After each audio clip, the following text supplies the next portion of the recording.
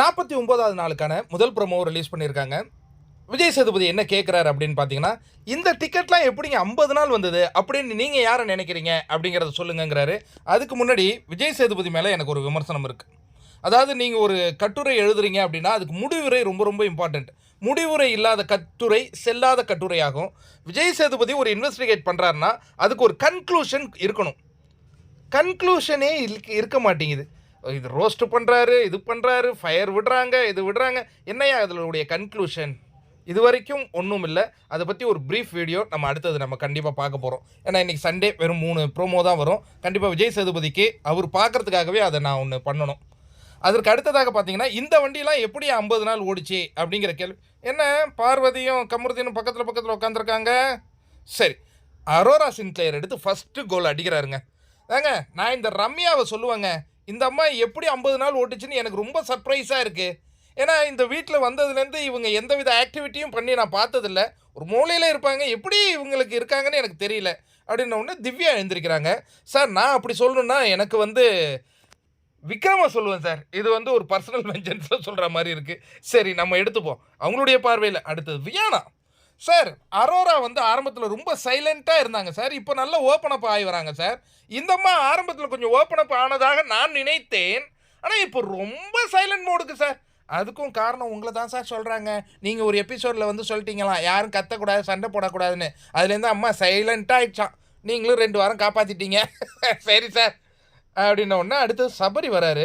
Sir இந்த வீட்டில் 50 நாள் ஒரு கேரக்டர் ஓட்டியிருக்கு. அது நான் ரொம்ப ஆச்சரியப்படுறேன்னா, நான் என் தங்கச்சி ரம்யாவை எப்படி சார் சொல்ல முடியும்? நான் சொல்லணும்னா பார்வை தான் சொல்லுவேன். இந்த பார்வைலாம் எப்படி சார், யார் சார் ஓட்டு போட்டு உள்ளே வச்சுருக்கானுங்க? எனக்கு ரொம்ப மிஸ்பரீசிங்காக இருக்குது. இந்த வாரம் நாமினேஷனில் இருப்பாங்க, தூக்கிடுவாங்களா சார் அப்படிங்கிற மாதிரி அவர் கேட்குறாரு. அதற்கு அடுத்தது இவர் தான் ஊசியில் பழத்தை சொருகிற மாதிரி. சாண்ட்ரா எப்படி கடந்து வந்தாங்க அப்படின்னு சொல்லிட்டு போகலாம், ஆனால் எப்படி கோத்து விட்றான் பாரு பல பயப்பில். சார் இவங்க பிக் பாஸையே அவமரியாதையாக பேசுனவங்கள எப்படி சார் வச்சுருக்காங்க மக்கள்? எனக்கு ரொம்ப இது சார் நம்ம ஒரு இடத்துல இருக்கோம்னா மரியாதை, டிசிப்ளின் அதெல்லாம் ரொம்ப முக்கியம். பிக் பாஸையே பற்றி தப்பாக பேசுகிறாங்க சாண்ட்ரா, அவங்கள உள்ளே வச்சுருக்காங்க பாருங்கள். இதெல்லாம் ரொம்ப அநியாயமாக இருக்குது சார். நாடும் ரொம்ப கெட்டு போச்சு அப்படின்னு எங்கேருந்து எங்கே கோத்து விட்றாங்களோ.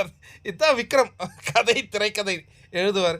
அந்த திறமையை நான் ஒரு முறை பார்க்கணும் அவங்ககிட்டேருந்து. இப்போ ரம்யா கண்ணு ஒருத்தவங்க இருக்காங்க. அவங்கள யாராவது விமர்சனம் பண்ணாங்கன்னா அந்த அம்மா மனசு தாங்காதுங்க.